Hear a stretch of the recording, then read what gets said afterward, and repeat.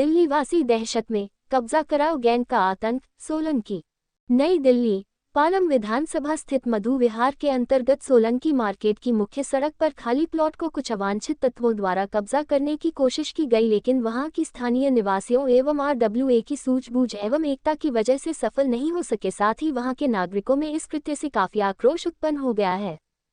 सरदार त्रिलोचन सिंह द्वारा बताया गया कि उन्होंने 1984 में ये प्लॉट खरीदा गया था तथा इन दिनों वही यमुना पार रहता है तथा कभी कभी अपना प्लॉट देखने आता था, परंतु कुछ लोगों ने कल कब्जा करने मंशा की, जिसे देखते हुए स्थानीय लोगों एवं RWA की सूझबूझ एवं विरोध के चलते क्षेत्र के SHO व DCP की मदद से हो गए नाकाम। बुजुर्ग विकलांग त्रिलोचन सिंह ने थाने में शिकायत की तथा पुलिस की मदद से फिलहाल कब्जा तो रुका हुआ है, लेकिन लोगों में काफी आक्रोश है, जिसके बाबत मधु विहार वार्ड की सभी RWA के लोगों ने आज शाम एक महापंचायत की और कब्जा रोकने का प्रण लिया। साथ ही सभी को सतर्क रहने का अनुरोध भी किया। मधु विहार RWA के प्रधान रणवीर सिंह सोलंकी ने कहा कि हम सभी मधु विहार के सर्वांगीण विकास के लिए सतत प्रयास करते रहे हैं और इसमें हमें सफलता भी मिली है। उसी प्रकार हम चाहते हैं कि हमारे किसी क्षेत्रवासी के साथ किसी प्रकार का अन्याय न हो। हम देख रहे हैं कि फिर से क्षेत्र में कब्जा कराओ गैंग सक्रिय हो रहे हैं और असहाय निरीह लोगों के प्लॉट अवैध तरीके से हथियाना चाहते हैं, जो हमें कतई बर्दाश्त नहीं है। साथ ही हम पुलिस से मांग करते हैं जो भी दोषी पाया जाए उसके खिलाफ सख्त से सख्त कार्रवाई की जाए।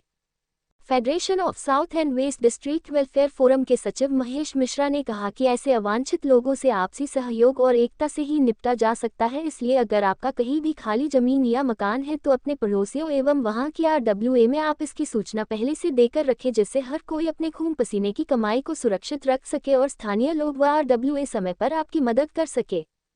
सोलंकी ने जिला द्वारका के DCP, दिल्ली पुलिस कमिश्नर एवं उपजयपाल से मांग की है कि ऐसे मामलों पर संज्ञान लेकर कब्जा करने वालों की विजिलेंस जांच कर उन्हें दंडित किया जाए और पीड़ित व विकलांग बुजुर्ग के साथ न्याय किया जाए।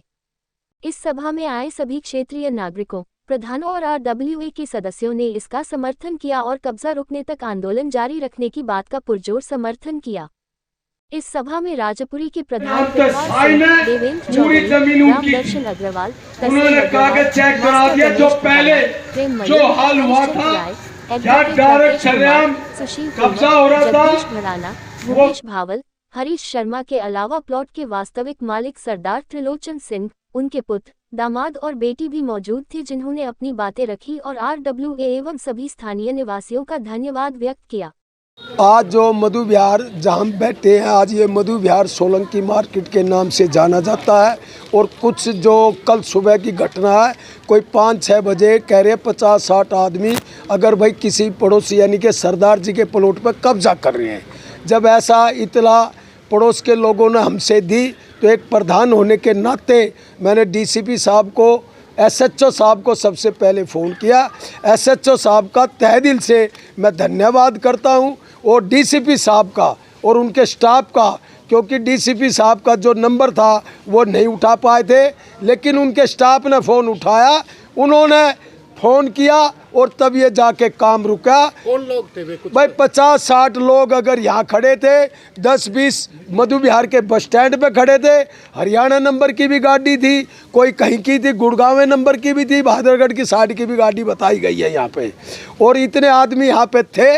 अब जब लोगों ने यहाँ हमसे पड़ोसियों ने बताया भाई सरदार जी के प्लॉट पे कब्जा हो रहा है, तो मैंने तो भैया फ़ोन कर दिया। इधर ये सोमवंशी के पास जो हमारा RWA का पुराना महासचिव, पूरा महासचिव था, इनके पास इनका फ़ोन नंबर एड्रेस था।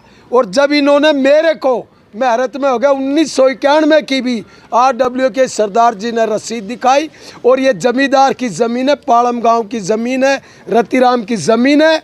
चाहे इसकी विजिलेंस इंक्वायरी हम उपराज्यपाल महोदय से, कमिश्नर ऑफ पुलिस और DCP और SHO साहब से एक ही मांग करते हैं, इसकी जांच हो, विजिलेंस इंक्वायरी हो और जो गलत आदमी हो उसके खिलाफ कानूनी कार्रवाई हो।